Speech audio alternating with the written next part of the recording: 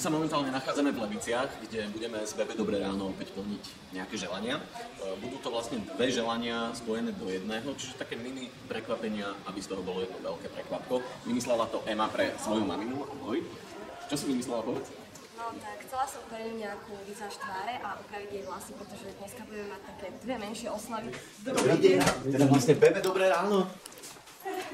Dobrý deň. Dospala. Pre koho to je? No asi pre vás. Pre mňa. Dcera musí povedať. Má sa páči? Pre vás Bebe Dobré ráno, aby vám nechybala energia. A máme pre vás ešte jedno prekvapenie prichystané.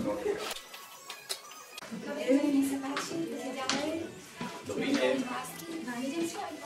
Presne. Presne, toto je pani.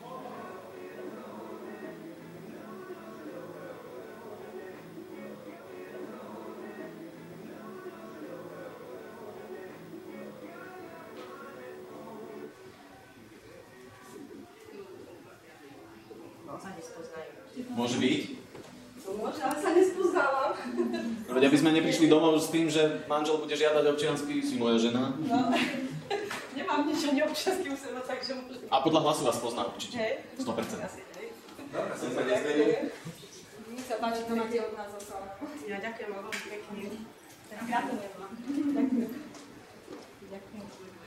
No tak teda poďme, uvidíme, čo povedia doma. Presne, teraz najobľúbenejší člen rodiny.